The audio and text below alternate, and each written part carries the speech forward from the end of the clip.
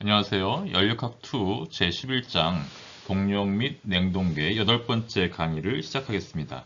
동력 및 냉동계의 마지막 강의니까 여러분들 집중하셔서 들어주시면 감사하겠습니다.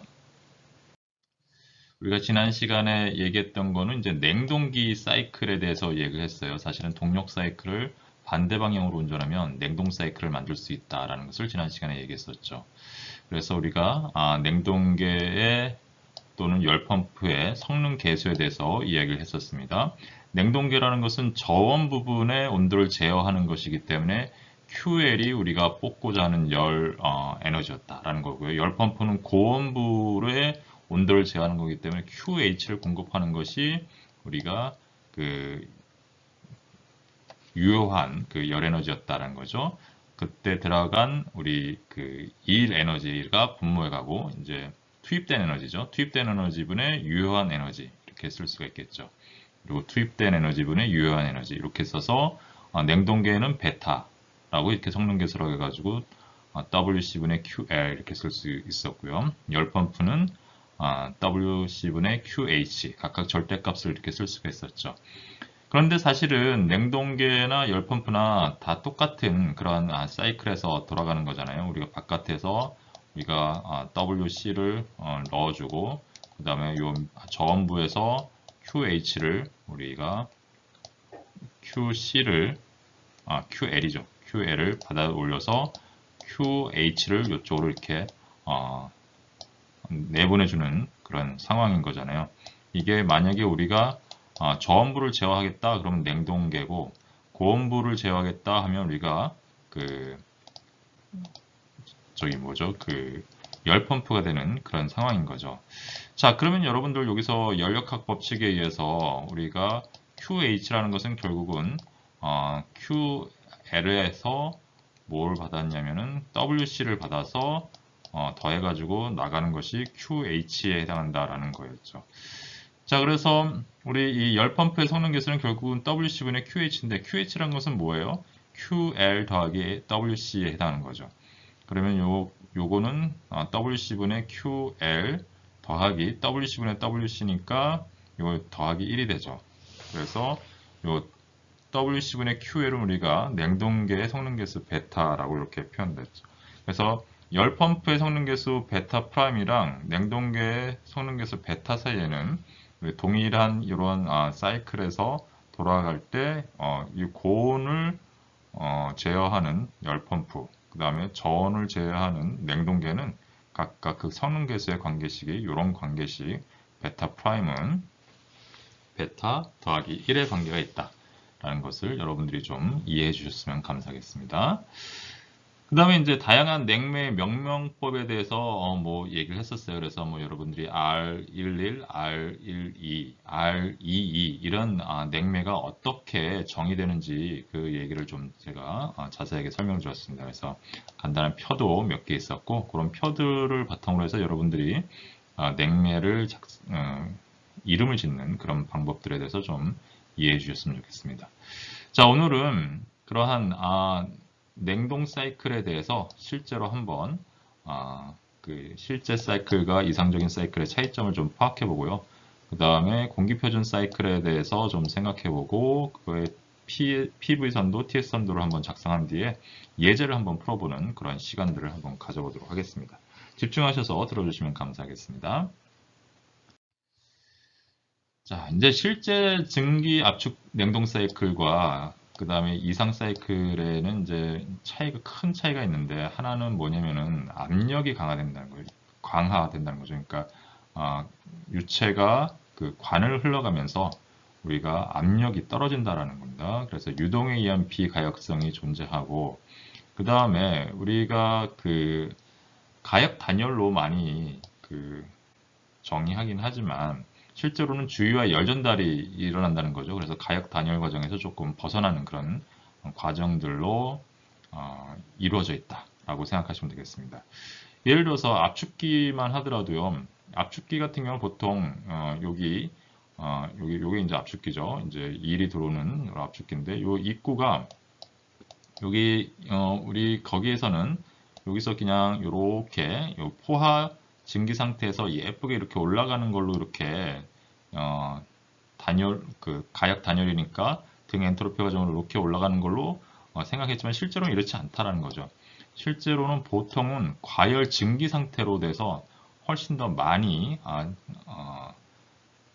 증기로 되어 있는, 여기 포화 증기가 아니라 완전히 과열된 증기 상태로 존재한다. 그래서 이 압축 과정 동안에 이 비가역성과 열 전달이 존재하는데, 비가역성은 아까 말씀드린 것처럼 압력 강화에 의한 거죠. 유동에 의한 비가역성. 그래서 비가역성은 언제나 엔트로피를 증가시킨다. 하지만 열 전달의 경우에는 냉매와 주위 온도에 따라서, 냉매의 온도와 주위의 온도가 어떤 게 더 높느냐에 따라서 그 열을 흡수하기도 하고 열을 방출하기도 하는 거죠. 만약에 열을 흡수하면은 엔트로피가 증가하는 방향으로 이렇게 이쪽 방향으로 가겠죠. 이쪽 방향으로. 반대로 열을 방출하면은 열이 떨어지니까 엔트로피가 감소하는 그런 방향으로 갈 수도 있다. 그래서 압축기를 우리가 통과하는 과정 동안에는 그 엔트로피가 증가할 수도 있고 감소할 수도 있다. 그래서 여기서 보시는 것처럼 증가의 방향으로도 갈 수 있고, 또 우리가 여기서 보는 것처럼 이렇게 감소의 방향으로도 갈 수 있는 그러한 복잡 다단한 그런 사이클이 만들어진다라고 생각하시면 되겠습니다. 그래서 이상적으로 여기 포화 증기에서 예쁘게 우리가 압축되는 그런 상황은 아니다. 최소한 그런 거는 여러분들이 좀 이해해 주셨으면 좋겠습니다. 그 다음에 이제 응축기인데요. 응축기는 여기서 이제 압축기에서 나와서 온도가 올라가서 나와서 여기서 이제 응축이 되면서 열을 바깥으로 이렇게 배출하는 그런 장치가 응축기죠.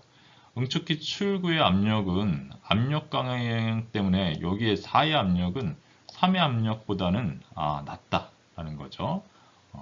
그래서 보통 우리가 이제 여기 이게 어디서 시작될지는 모르겠으나 그게 2로 가든 아까 여기서 1에서 이쪽으로 가든 이 압력이 어떤 압력으로 올라갔어도 실제로 요 배관을 지나면서 요 3의 그 응축기 입구에 와 있을 때는 이미 압력이 요만큼 떨어져 있다면 여기 요 압력 라인에서 요 조금 떨어진 요 압력 라인으로 떨어지게 되어 있다 라는 겁니다. 그래서 압력 강화가 이미 발생해서 여기 3에서부터 여기서부터 시작을 한다. 그런데 그마저도 여기서 다시 또 이 응축기를 지나면서 요 얇은 관들을 지나야 되니까 더 압력이 떨어져서 더 낮은 압력 쪽으로 이렇게 내려온다라는 거죠. 그래서 여기 4번으로 내려온다는 요 과정을 여러분들이 좀 이해해 주셨으면 좋겠습니다. 그러니까 여기가 제일 높았던 압력에서 한 번 더 떨어졌고 다시 한 번 이렇게 압력이 떨어지는 이런 과정이라는 거죠.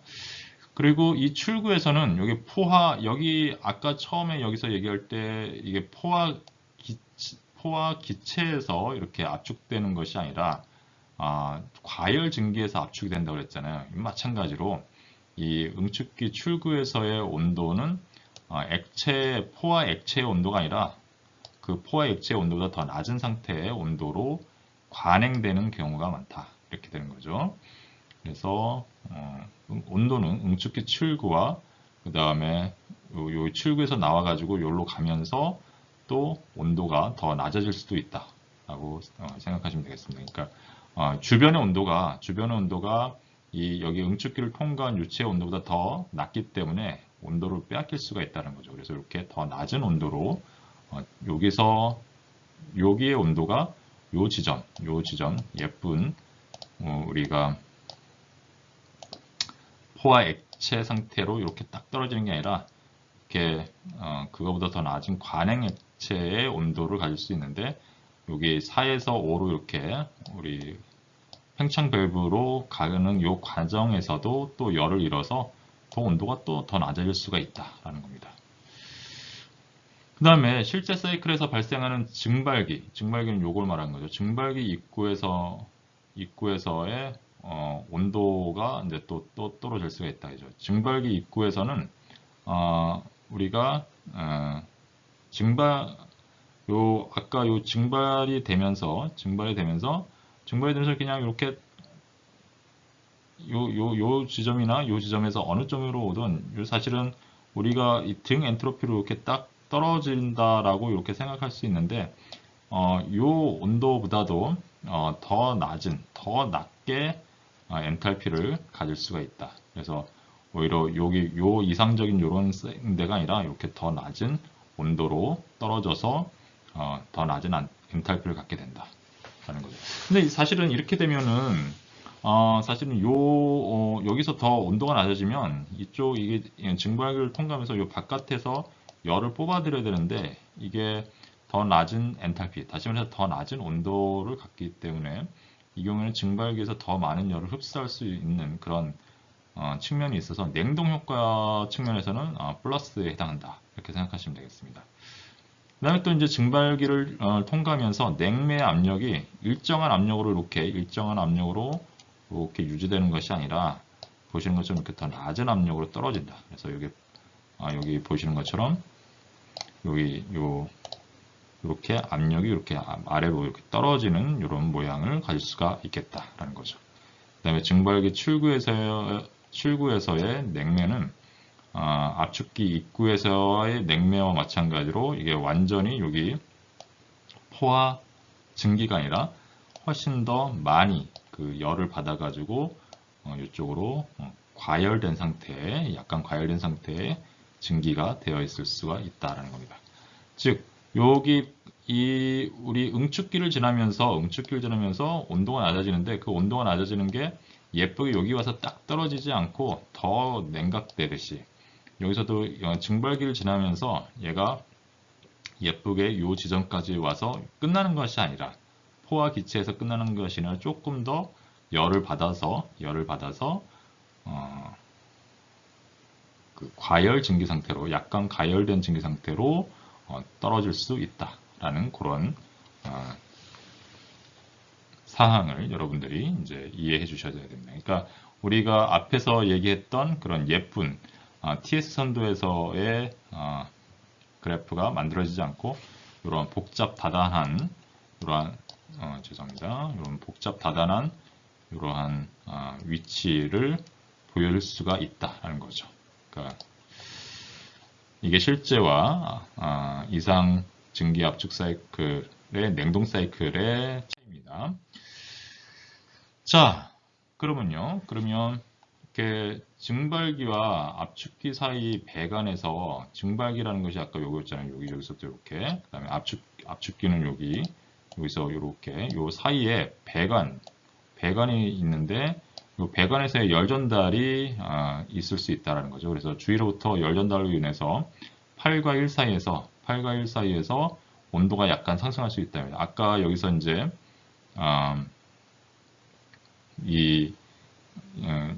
여기 아직도 이 냉매는 이쪽으로 이렇게 팽창돼서 여기 온도가 낮아진 다음에 아직도 온도가 낮기 때문에 주위에서 열을 더 받을 수가 있고 그래서 조금 더 상승할 수 있는 온도가 상승할 수 있는 여지가 있다.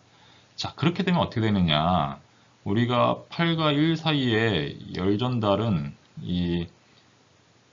우리가 열 전달이 일어난다? 그러면 비체적이 증가한다라고 얘기할 수 있는 거죠.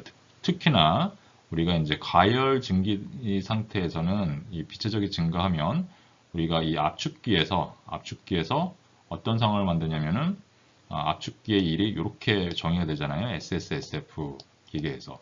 그러면 생각해 보시면 아시겠지만 이 비체적이 증가하면 얘가 어떻게 돼요? 이 안의 값이 커지는 거잖아요.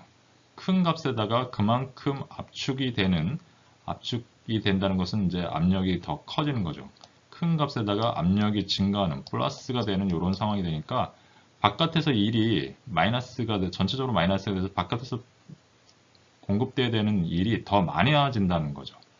그래서 비체적을 증가시키고 결국은 비체적이 증가하면 압축 1의 절대값이 증가한다. 다시 말해서 더 많은 일이 외부에서 공급되어야 한다라는 거죠. 그러면 우리 사이클의 성능 개선 측면에서는 이게 보시는 것처럼 냉동계로 돌아가는 사이클이든 아니면 열 펌프로 돌아가는 사이클이든 분모는 말입니다.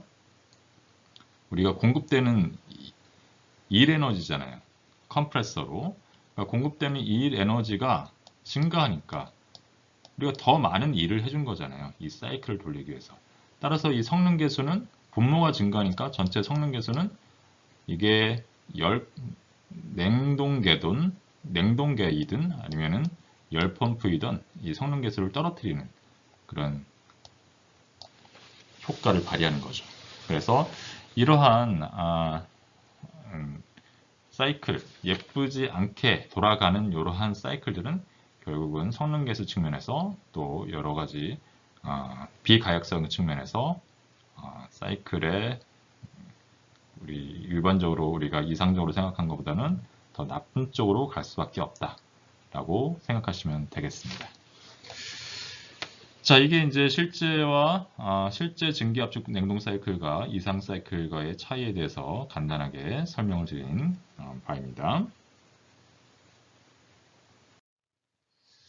자, 그러면 이제 이거는 방금 전에 말씀드렸던 것은 이제 증기압축 사이클이고요. 이 증기압축 사이클이 아니라 이 TS 선도에서 여기가 이제 증기 압축이 사이클 돌아가는 요 포화 액체와 포화 증기인데 얘가 과열된 이런 상태. 그러니까 완전히 응축이 안 되고 그냥 공기 정 과정이 기체로 돌아가는 그런 공기 표준 냉동 사이클이 있느냐?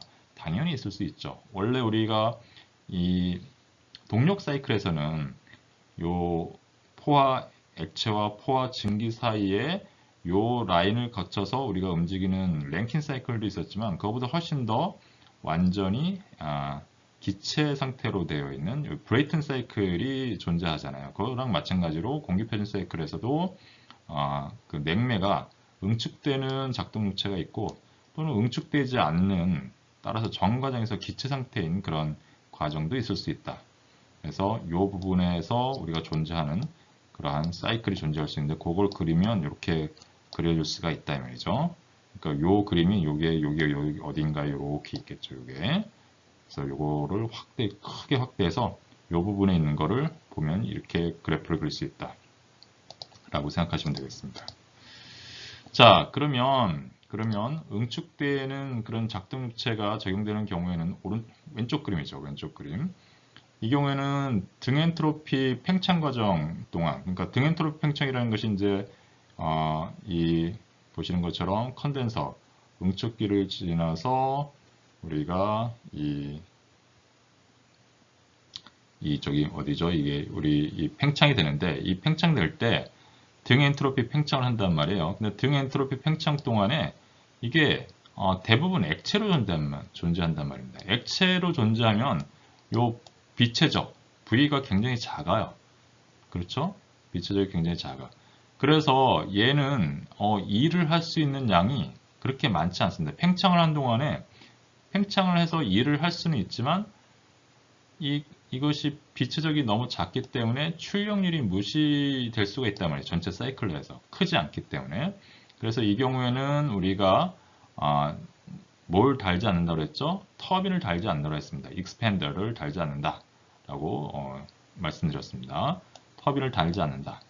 이거 지난 시간에도 이제 얘기를 했었죠.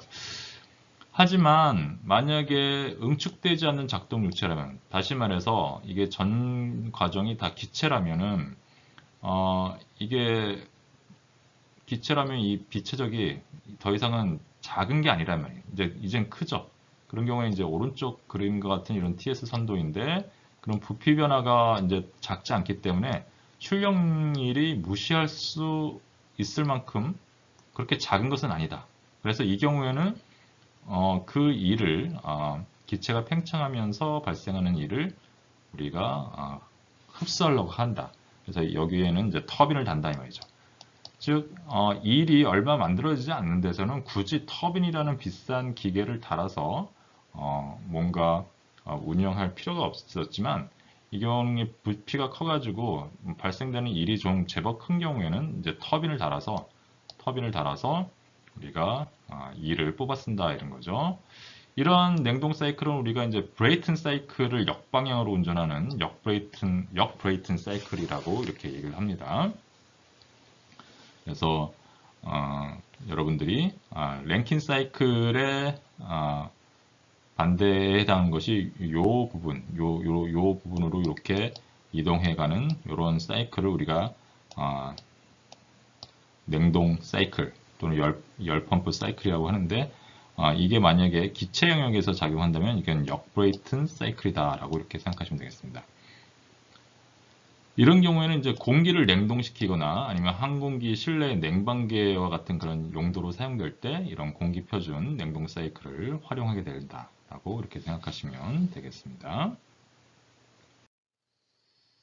자, 그런 경우에 1에서 2로 가는 압축기 상태에서는 1에서 2로 가는 경우에는 주위에 외부에서 이렇게 일을 하면서 외부에서 일을 받아들여서 압축된 공기가 주위의 온도보다 요 T0보다 높은 온도로 이제 압축이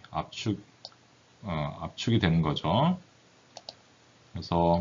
그래가지고 높은 온도로 올라가서 여기서 이제 응축기로 우리가 공급이 되는 거죠. 그 다음에 응축기에서는 얘가 높은 이 주위 온도보다는 높은 온도였기 때문에 여기서 우리가 열을 바깥으로 방출을 할 수 있는 거죠. 그래서 주위로 열을 방출하면서 온도가 떨어지는데 어디까지 떨어지냐? 주위 온도까지 떨어지는 거죠. T0만큼까지 떨어지고 그 다음에 팽창기를 거치면 이제 온도가 확 떨어지겠죠. 그래서 압축기 입구에 우리 압력까지 우리 이 사이클은 기본적으로 이런 데서 우리가 정압이라고 이렇게 생각하잖아요. 가역 정압이라고 잘 안 써져서 잘 그런데 가역 정압이란 말이죠. 여기도 그래서 여기까지 요 4번으로 여기 떨어지는 요 압력이 압축기에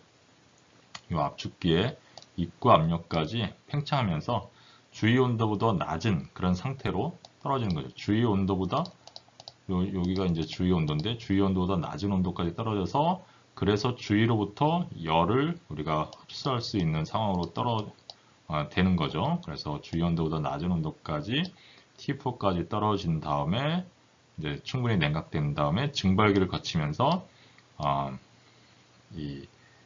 우리가 요 TL까지 즉 T1까지 도달하면서 열을 흡수하게 된다라는 겁니다.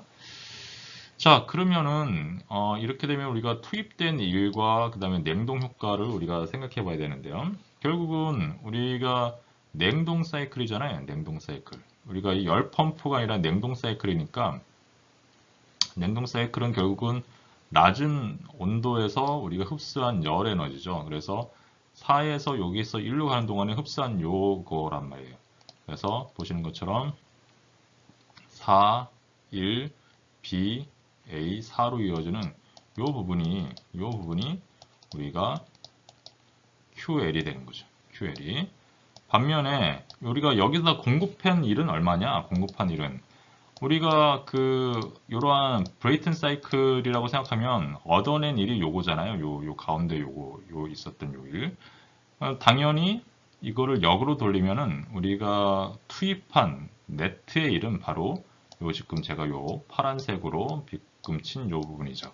그래서 요 일이 바로 이 투입된 일이 되겠죠. 그래서 베타는 WC의 절대값분의 QL이 되겠고 WC는 바로 1, 2, 3, 4, 1로 이어지는 요 면적이 되겠습니다.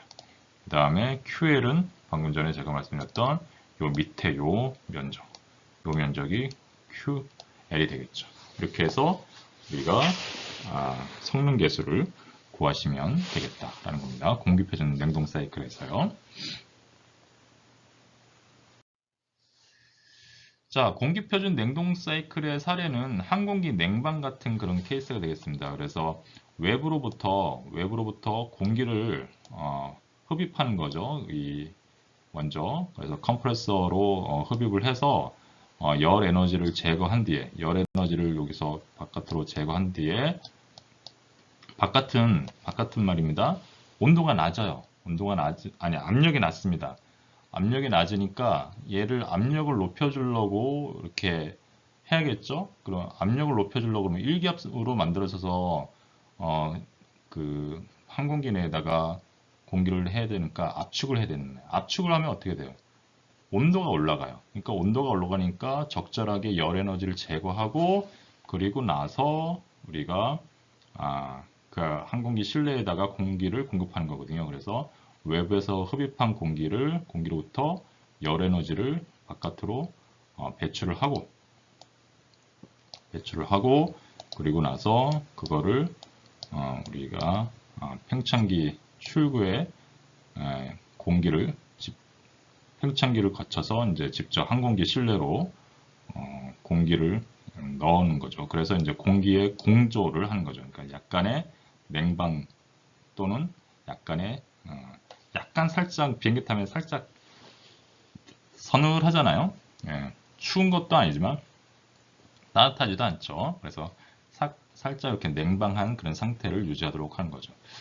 그래서 내부에 공급됐던 이런 그 공기는 다시 또 이제 환기 시스템을 통해서 항공기 외부로 이렇게 배출하기 때문에 전체적으로는 우리가 사이클을 구성하지 않고 개방된 사이클 형태를 이루고 있다라고 생각하시면 되겠습니다. 이게 일반적인 항공기의 냉방에 해당하는 거고요. 그런데 이 경우에 약간 우리가 그 열교환기를 달아낼 수가 있어요. 열교환기를 이제 오른쪽 그림과 같이 이렇게 할 수 있는데요.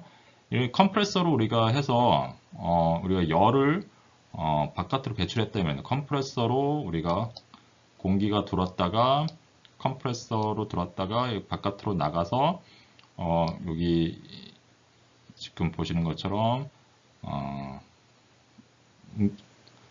저기 응축기를 지나면서 우리가 열을 배출하는데 열을 배출하고도 여기가 온도가 꽤 높다 이 말이죠. 익스팬더 여기 익스팬더 말하자면 이제 터빈인데 익스팬더를 들어가기 전에 온도가 꽤 있으니까 요 온도를 어디에다가 공급해 주냐 하면요. 여기에다가 하나의 그 사이클을 형성해서 익스팬더에서 나오는 열을 흡수한 요 공기 기화되면서 지나간 요 온도가 아직도 낮으니까 여기는 아직도 온도가 높고 그래서 요 사이에다가 열 교환기를 달아놓는 거죠. 마치 우리가 브레이튼 사이클에서 재생기를 달아놓은 거라고 생각하시면 되겠습니다. 그래서 응축기의 출구 여기 3과 그 다음에 증발기의 출구 6 사이에 대항류의 열 교환기를 사용해서 팽창기 여기에 그 4로 가는 요 기간에서의 요 온도를 낮춰준다 이 말입니다. 여기를 온도를 낮춰주면 여기 그 팽창하면서 온도가 더 낮아질 거잖아요. 그럼 여기에서 우리가 냉방을 더 잘할 거지 않습니까? 그러니까 온도를 낮춰주는데 더 유리하다.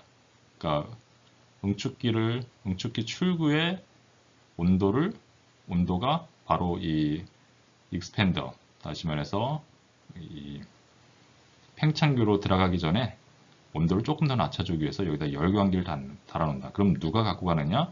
바로 여기 증발기를 나온 요 출구와 서로 이렇게 열교환기를 달아준다 이거죠. 결과적으로는 말씀드린 것처럼 팽창기 출구의 온도를 일반적인 그런 공기표준 냉동 사이클의 온도보다는 더 낮게 유지할 수 있다. 이 열광기가 없는 경우보다는. 왜냐? 들어온 게 더 낮았으니까 팽창하고 나오면 온도가 더 낮죠. 온도가 더 낮으니까 주변의 열을 더 잘 흡수할 수가 있겠죠. 그런 유리한 문제가 생깁니다. 그런데 다만 문제는 뭐냐면 팽창기가 낮은 온도에서 작동하면요. 윤활이 잘 안 돼요. 윤활이 잘 안 되고 또 이제 재질. 그러니까 온도가 너무 낮으면 얘가 기계를 잘 운영하기가 좀 쉽지 않다 이 말이죠. 그래서 윤활과 재질 선택에 문제가 발생할 수도 있다라는 점이 있습니다. 그래서 이렇게 이제 마치 재생기가 달린 브레이튼 사이클처럼 재생기가 달린 역 브레이튼 사이클을 생각할 수도 있겠다라고 이렇게 생각하시면 되겠습니다. 자, 그래서 기체 냉매는 증기 냉매보다는 이런 충분히 과열된 그런 이상기체로 우리가 가정하면 되겠고요. 그래서 우리가 앞에서 했던 랭킨 사이클은 우리가 랭킨 사이클은 요 밑에서 우리가 상변화를 일으키면서 돌아가는 거잖아요. 그래서 이렇게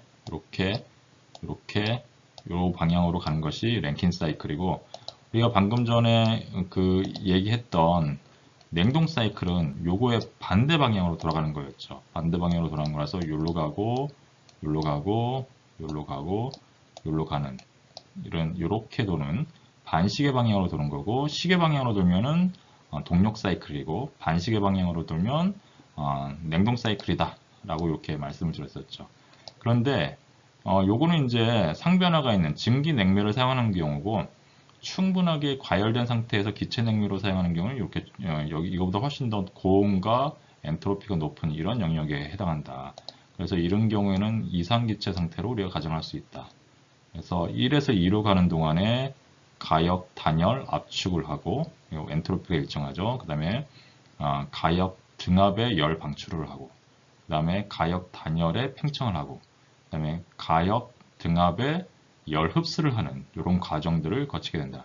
그래서 1에서 2로 가는 동안에 등 엔트로피 압축을 하면 단열이다라는 것을 여러분들이 이용해서 그 등 엔트로피 관계식을 여러분들이 쓸 수가 있겠습니다. 등 엔트로피 관계식은 여러분들 아시다시피 압력과 부피 equal constant, PV의 K승은 constant, 또 TV의 K-1은 constant, 또는 TP의 K분의 1-K는 constant, 이런 관계식을 여러분들이 잘 적절하게 사용하시면 되겠고요. 2에서 3으로 가는 경우에는 우리가 가역 등압 열 전달이에요. 그래서 2와 3에서의 그 압력이 서로 일정하게 유지되는 거죠. 그래서 엔탈피의 변화는 그냥 온도 차이로 계산을 하실 수가 있습니다. 보시는 것처럼 이렇게 계산을 할 수 있는데, 등압이기 때문에 우리가 여기 연력학 제2법칙 에너지 보존식에서 들어온 열 에너지와 그 다음에 들어온 처음 시작하는 그 엔탈피는 일한 것과 그 다음에 우리 최종 나간 그런 물질의 나간 질량유량의 엔탈피 이렇게 하면 되겠죠. 입과 출구가 하나일 때. 근데 요 1이라는 것이 SF인 경우에 정상 상태 정상 유동인 경우에 마이너스 인테그럴 VDP인데, 이게 정압이란 말이에요. 정압. 그래서 얘는 1이 0이라는 거죠. 요 구간에서는 열 방출, 열 흡수만 있을 뿐이지 1은 없습니다. 자, 그러면 이때 QH는 여기 H3 빼기 H2가 되는 거죠. QH는 S3 빼기 H2가 되고, 요거는 우리가 이상기체니까 여기 보시는 것처럼 정압 비열, 압력이 일정한 상태였으니까 비열 곱하기 온도의 변화량, 나중 온도 빼기 처음 온도, 이렇게 해서 계산을 하시면 되겠다라는 거죠. 3에서 4로 가는 동안에는 등 엔트로피 팽창이니까 단열이고요. 그리고 그래서 따라서 열 에너지는 없고 이렇게 되고, 그 과정은 당연히 이 과정을 갖다 쓰시면 됩니다.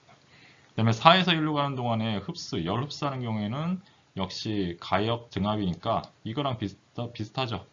그래서 QL은 CP의 나중 온도 빼기 처음 온도, 나중 온도, 여기가 이렇게 가는 거니까 나중 온도가 T1이고 처음 온도가 4죠.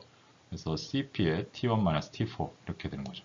얘랑 똑같은 이런 상태로 이렇게 되는데, 이때는 QH고 이때는 QL이 되는 그런 상황이 되겠습니다. 이렇게 해서 해석을 하시면 공기표준 냉동 사이클을 여러분들이 해석할 수 있겠다라는 겁니다. 자, 그러면 이러한 상태를 우리가 실제로 이제 한번 적용을 해봐야 될 거 아니겠습니까? 그래서 우리가 공기표준 냉동 사이클의 예제를 한번 함께 풀어보도록 이렇게 하겠습니다. 자, 예제 11-13문제예요. 아래 그림과 같이 공기표준 냉동 사이클이 있다. 압축기는 요거죠. 컴프레서. 컴프레서 압축기 입구에서 여기에 공기는 0.1MPa에 20도씨이다. 이 부분이 그러니까 굉장히 낮은 온도고 대기압 상태인 거죠. 그 다음에 출구는 0.5MPa이다. 그러니까 압력을 5배 올렸다라는 거죠.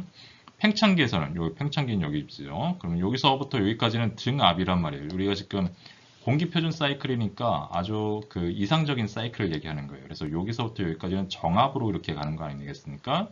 그래서 여기 요 3에서의 그 압력은 요 2에서의 압력 0.5MPa이 유지된다라고 생각하시면 되겠습니다. 팽창기 입구에서의 공기의 온도는 15도씨이다. 여기 이제 여기에 온도가 2에서의 온도가 얼마였는지 모르겠지만 열을 빼앗기고 나서도 여기는 15도씨였다 이거죠. 그렇죠? 여기는 처음에는 여기가 마이너스 20도씨였는데 그렇죠? 이렇게 되겠다. 그래서 15도씨이다. 압력은 얘기해주지 않았지만 이게 0.5MPa이라는 걸 여기 알아야 되겠고요. 이렇게 해서 여기는 등압 과정이니까 여기가 0.1MPa이니까 여기 익스팬더 다시 말해서 우리 팽창기를 지나서 나오면 여기가 0.1MPa에 해당한다라고 생각하시면 되겠습니다. 자, 이때 이렇게 되어 있을 때 첫 번째 사이클의 성능 계수를 구하라. 그러니까 이제 전체적으로 다 이 사이클을 한번 해석한 다음에 뭘 해야 되겠어요? 우리 성능 계수를 구하려고 그러면은 얘가 열을 얼마나 흡수했고 그 다음에 얼마나 열을 방출했고 요거를 안 다음에 그 다음에 실제로 요 컴프레서와 익스팬더에서 실제로 우리가 투입된 이 사이클을 돌리기 위해서 투입된 일 에너지를 우리가 계산해야겠죠. 그렇게 계산하고 나서는 이제 성능 계수를 구하고 두 번째 1kW의 냉동이라는 것은 이 열 펌프는 여기고 열 펌프로 돌리면 요건데 냉동이라는 것은 요 저온에서의 온도를 낮게 유지해 주는 게 냉동이잖아요. 1kW의 냉동. 다시 말해서 여기서 열 에너지를 1kW를 우리가 흡수하기 위해서는 얼마만큼의 공기의 유량이 필요한지 그 값을 계산하시오라고 이렇게 얘기했습니다. 자, 그래서 문제풀이 과정입니다. 첫 번째, 비열이 일정하다고 생각하고 이상기체로 가정을 하겠습니다. 두 번째는 왜 이상기체라고 하냐면 우리가 이제 공기표준 사이클이니까 이상기체라고 생각하는 거예요. 그 다음에 이제 별 말이 없으니까 비열은 일정하게 생각하는 거죠. 그래서 CP 값이 1004라고 이렇게 생각하시면 됩니다. 1.004 kJ/kg 켈빈. 그 다음에 각 과정에서는 우리가 운동에너지와 위치에너지에 대한 정보가 아무것도 없어요. 따라서 이거의 변화는 무시하겠다. TS 선도는 우리가 공기표준 사이클의 냉동 사이클이니까 이런 모양으로 되어 있을 거라고 생각하고 한번 해석을 하겠다는 거죠. 자, 압축기입니다. 압축기부터 이제 해석을 하겠어요. 자, 압축기인데 압축기 입구에서의 온도가 20도씨예요. 20도씨, 마이너스 20도씨이고 압력은 0.1MPa였습니다. 근데 압력비는 여기서 0.1MPa에서 0.5MPa이니까 5배가 늘었죠. 이렇게 이게 된 걸 알고 있으니까 이 압축기는 그리고 우리 팽창기는 다 등 엔트로피 과정이잖아요. 등 엔트로피 과정이니까 우리가 3개 온도와 비체적, 그 다음에 압력과 비체적, 그 다음에 온도와 압력의 등 엔트로피의 과정 중에 사용하는데 비체적에 대한 정보는 안 알려주세요. 지금 아무것도. 근데 보시는 것처럼 온도와 그 다음에 압력의 관계, 압력을 알려주세요. 그래서 여기서 온도를 좀 계산하고 싶다 이 말입니다. 그래서 온도를 계산하고 싶으니까 여기다가 요 T, P의 K의 1-K승이 일정하다라는 가정에서 여기서부터 요 2번까지 가는 동안에 요 라인에 따라서는 얘가 항상 성립한다라는 거죠. 그래서 T1, P1의 K의 1-K승은 T2의 P2의 K분의 1-K 이렇게 되겠죠. 우리가 궁금한 건 T2예요. T1 알고 있습니다. P1과 P2의 비율도 알고 있어요. 따라서 P2로 양변을 나눠줍니다. 그럼 T2는 T1 곱하기 P2분의 P1의 K분의 1-K 이렇게 되겠죠. 요거 얼마입니까? 5분의 1이 되겠죠. 요거에 0.5, 요게 0.1이니까 5분의 1이고 T1은 뭐예요? 이런 경우에는 우리가 절대 온도를 사용해야 되죠. 여기 지금 이런 관계식에서는 이상기체에 대한 식에서는 절대 온도를 사용이 되니까 마이너스 20에다가 273.15도를 더해서 계산을 하시고 그러면 대략 한 253.15 아닙니까? 그 다음에 0.5분의 0.1 전체에 요거 K분의 1-K니까 1.4에 1-1.4 이렇게 됩니다. 이걸 이렇게 넣으셔서 계산을 하시면 되겠죠. 자, 이 K 값은 이거 어떻게 구하냐? 우리 이렇게 구합니다. CP 마이너스 CV 는 R이잖아요. R인데 이게 0.287입니다. 0.287 그리고 요거 여기 1.004라고 이렇게 했어요. 1.004 1004라고 했죠. 이렇게 되면 이 CV 값을 구할 수 있죠. 그러면 CV분의 CP를 구할 수 있습니다. 그렇게 해서 여러분들 구하시면 1.4가 나옵니다. 그렇게 해서 구하면 얼마냐? T2의 요 지점의 온도가 401Kelvin이 되는 겁니다. 401Kelvin이 되고, 그럼 이게 왜 중요하냐면 이 QH를 구할 때 나중에 요거 우리가 이렇게 지나면서 이 온도를 정확하게 계산해야 되니까 우리가 이 정확한 온도를 좀 구해낼 필요가 있겠죠. 자, 그 다음에 그러면 압축기를 우리가 돌리는 과정에서 필요한 일을 한번 계산해 봐야 됩니다. 우리가 결국은 순일이 필요한 거거든요. 요게 돌리는데 필요한 투입된 일, 요거 팽창하면서 우리 조금 빼먹은 일을 계산하려고 하니까 일은 여기서도 계산하고 여기서도 계산해야 됩니다. 자, 그럼 일단 압축기에서의 일을 계산하면 우리가 SSSF니까 이렇게 쓰면 되겠죠. 열 에너지 더하기 들어간 질량유량의 엔탈피는 거기서의 일 더하기 나간 질량의 엔탈피 이렇게 됩니다. 근데 등 엔트로피니까 요거 0이 되겠죠.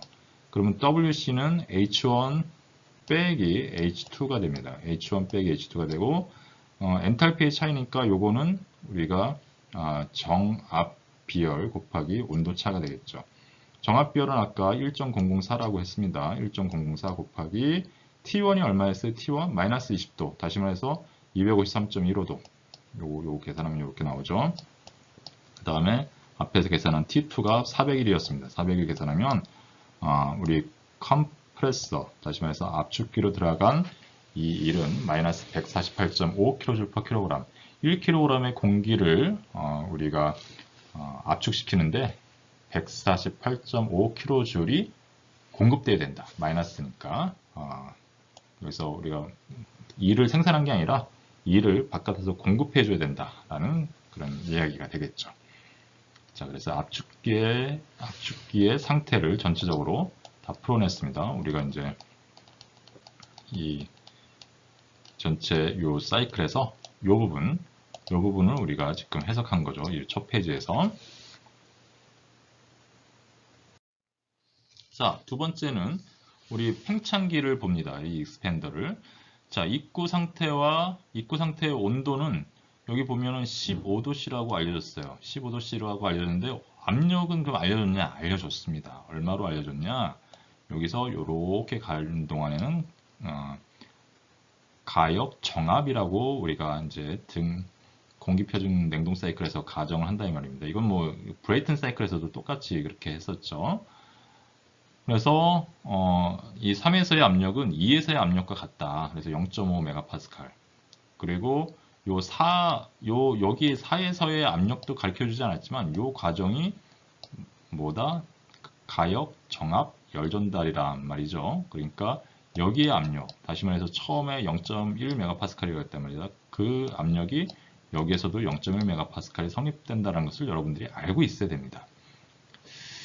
자, 그래서요, 그 3과 4에서의 압력비, 4에서의 압력과 3에서의 압력비가 우리가 알고 있어요. 알고 있어.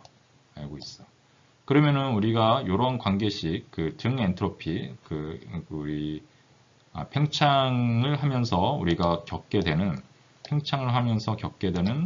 그 가정이 등 엔트로피 가정인데, 등 엔트로피 가정이 3에서 4로 가는 동안에 이러한 식이 성립된다라는 거잖아요. 요 안에서 그렇죠? 그래서 T3 곱하기 P3의 K분의 1 K승은 T4에 곱하기 P4의 K의 1 K승 이렇게 되는데 우리가 알고 싶은 건 뭐냐? 우리가 알고 싶은 거는 사실은 여기에서 15도씨는 여기서 알고 있었어요. 15도씨는. 그러니까 T4를 알아내면 되는 거죠. 여기의 온도는 알고 있으니까 여기서의 온도를 알고 싶은 거예요.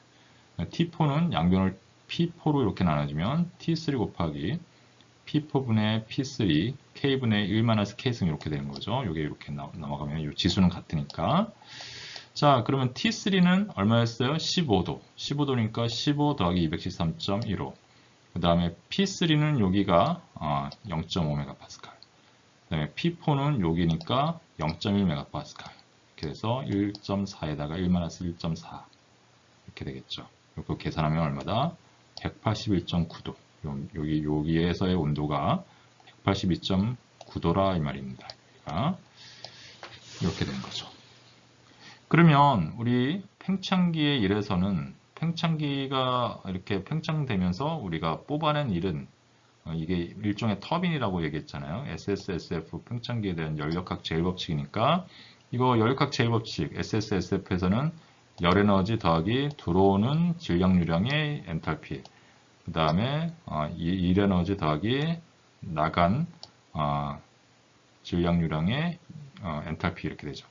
등 엔트로피니까 우리가 요거 0입니다. 그렇죠?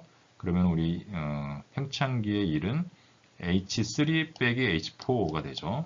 H3 빼기 H4가 되는데 요거는 엔탈피의 차이는 뭐예요? 정압비열 곱하기 온도의 차로 계산할 수 있죠. 정압비열은 우리가 1.004라고 하자고 했어요.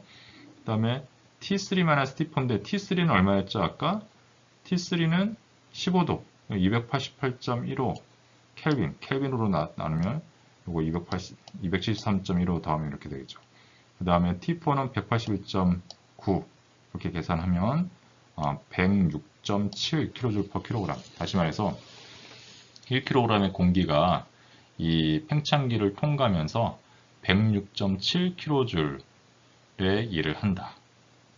바깥으로 해준다 이거죠. 그래서 아까 컴프레서에서 앞에 대해서 계산할 때 컴프레서에서 148.5kJ당 일을 우리가 공급했는데 여기서는 오히려 106.7kJ이 나오니까 나중에는 이제 순 일을 구할 때는 요 일과 요 일의 차이만 계산해 주면 되겠죠.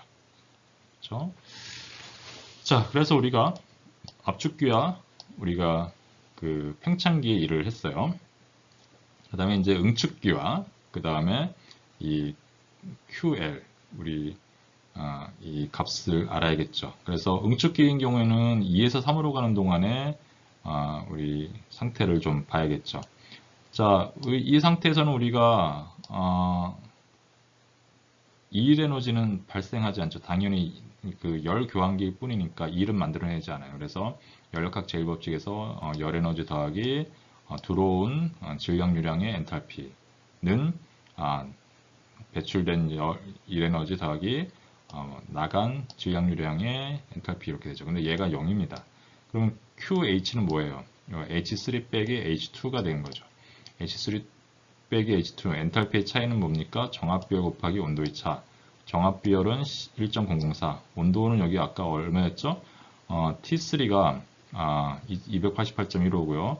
T2가 401이었습니다. 이거 하면은 133.3kJ/kg 즉 1kg의 공기가 지나가면서 바깥으로 방출하는 열 에너지가 133.3kJ이 된다 라고 생각하시면 되겠습니다. 자, 마지막으로 우리가 이제 증발기에서의 그 상태를 좀 우리가 파악을 해야 되는데요. 이미 입과 출구는 다 알고 있어요. 여기서의 압력도 알고 있었고요. 여기에서의 압력도 알고 있어요. 여기서의 압력과 여기서의 압력은 똑같습니다. 0.1MPa. 그 다음에 앞에서 다 계산해놨어요. T4. 4에서의 온도와 1에서의 온도 알려져 있었죠. 여기 마이너스 20도씨라는 거. 다 알고 있습니다. 그래서 다 알고 있고, 그냥 우리는 뭘 알고 싶으냐 하면, 열 에너지가 얼마나 흡수되느냐라는 거죠. 자, 열 에너지는 이렇게 계산할 수가 있어요. 그 SSSF 과정의 연력학 제일법칙에서 우리가 열 에너지 더하기 들어오는 질량유량의 엔탈피는 1 에너지 더하기 나간 질량유량의 엔탈피. 들어온 거가 4고 나간 거가 1이죠. 이렇게 하고 우리가 열교환기니까 1은 존재하지 않아요. 그래서 1은 0이고. 그러면 QL은 H1 빼기 H4가 되는 거죠. 엔탈피의 차이니까 이상기체에서 엔탈피의 차이는 정압비열 곱하기 온도의 차이죠. CP 곱하기 T1 빼기 T4 이렇게 되죠. 그럼 1.004, 그 다음에 T1은 얼마였어요? 아까 T1은 앞에서 마이너스 20도, 그러니까 253.15 켈빈 빼기 T4는 얼마입니까? 181.9. 이렇게 넣어주는 거죠. 그럼 얼마냐? 71.5kJ/kg, 즉 1kg의 공기가 여기를 흘러가면서 71.5kJ를 흡수한다. 이렇게 되는 거죠. 그래서 전체적으로 압축기를 해석하고, 그 다음에 팽창기를 해석하고, 그 다음에 응축기를 해석했고, 증발기를 해석했어요. 자, 그러고 나니까 이제 문제를 다 풀어야겠죠. 사이클의 성능계수를 구하자. 사이클의 성능계수는 얼마입니까? 총 들어간 네트 1분의 우리 냉동 사이클이라고 했잖아요. 냉동 사이클. 냉동이라는 것은 전부를 온도를 우리가 컨트롤 하겠다는 거죠. 그래서 여기에서 QL이 우리가 유효한 열 에너지였죠. 우리가 얻고자 하는. 그래서 이 Wnet, 다시 말해서 유효한 일, 우리가 투입한 1분의 우리가 얻은 유효한 에너지인데, 투입한 일은 결국은 압축기에서 투입한 에너지에서 이 팽창기에서 얻어낸 일 에너지를 빼준 거죠. 그러면 요 WC는 얼마였냐? 마이너스 148.5 절대값 이렇게 씌워주고요. 빼기 우리 팽창기에서는 106.7 이렇게 해주면 되죠. 그리고 QL은 방금 전에 위에서 계산했어요. 71.5 이렇게 계산해주면 1.71만큼 이렇게 계산이 된다. 다시 말해서 우리가 네트로 이 컴프레서랑 우리 컴프레서랑 그다음에 그 익스펜더를 우리가 통과시키면서 얘를 돌리는 데 필요했던 일에 비해서 1.7배의 열 에너지를 냉동 영역에서 흡수할 수 있었다라는 거죠. 자, 그래서 이제 1번 문제는 작은 1번 문제는 풀었고요. 그 두 번째 문제는 뭐냐면 1kW의 냉동을 수행하기 위해서는 얼마만큼의 공기유량이 필요한가라고 했어요. 지금 우리가 계산한 바에 의하면 1kg을 돌리면 1kg의 공기를 돌리면 71.5kJ의 그 일이 발생해요. 다시 말해서 만약에 초당 1kg이 돌아간다면, 초당 1kg이 여기 이렇게 돌아간다면 얘가 이렇게 지워지고 얘는 분모에 있고 이렇게 지워지니까 kJ/s에서 킬로와트가 되겠죠. 그럼 초당 1kg의 공기가 돌아가면 71.5kW가 되는 거예요. 근데 우리는 1kW를 얻는 데 필요한 공기유량을 필요하는 거니까 1kg/s이 돌아가면 결국은 71.5kW의 냉동 효과가 있는 거죠. 그럼 우리가 1kW로 얻으려면 질량유량이 얼마야 되는가라는 이러한 비례식을 세우는 거죠. 1kg일 때 kg/s, 즉 1초에 1kg이 돌아갈 때 71.5kW였는데 m-일 때 우리가 1kW가 된다. 그럼 이 m-은 얼마냐라는 거죠. 그럼 얘랑 얘 곱하고 얘랑 곱하면 같아야 되죠. 그럼 71.5 곱하기 m-은 요거랑 요런 곱하면 1. 그래서 m-은 71.5분의 1. 그래서 0.014 kg/s, 즉 1초에 0.014kg의 공기가 우리가 유량이 존재하면 1kW의 냉동 효과를 얻을 수 있다. 다시 말해서 요 저온 지역에서 1kW의 열 에너지를 흡수할 수 있다라고 이렇게 생각을 하시면 되겠습니다. 이렇게 하면 이제 두 번째 문제도 풀어서 전체적인 예제 문제를 풀게 된 거죠. 자, 여러분들 이제 순차적으로 우리가 압축기, 그 다음에 팽창기, 그 다음에 우리가 이 증발기, 그 다음에 응축기를 순서대로 여러분들이 해석만 할 수 있으면 되는데, 결국 여기에서의 압력이 정압으로 갔고 여기에서의 압력이 정압으로 갔다라는 걸 이용해서 요 사이는 우리가 등 엔트로피 과정, 요 사이도 등 엔트로피 과정으로 해서 단계별로 여러분들 문제를 푸시면 그렇게 어려움 없이 해답을 구해내실 수 있다라고 생각하시면 되겠습니다. 자, 그래서 이번 강의에서는 우리가 증기 압축 사이클에 대해서 실제의 사이클과 이상적인 사이클의 차이점을 좀 설명을 드렸었고요. 그리고 나서는 이제 증기 압축 사이클보다는 훨씬 더 고온의, 그 다음에 엔트로피 훨씬 더 높은 그런 상태에 있는 공기 표준 냉동 사이클에 대해서 여러분들께 좀 설명을 드렸어요. 그리고 공기 표준 냉동 사이클은 결국은 브레이튼 사이클의 냉동 사이클 버전이다 라고 이렇게 설명을 드렸었죠.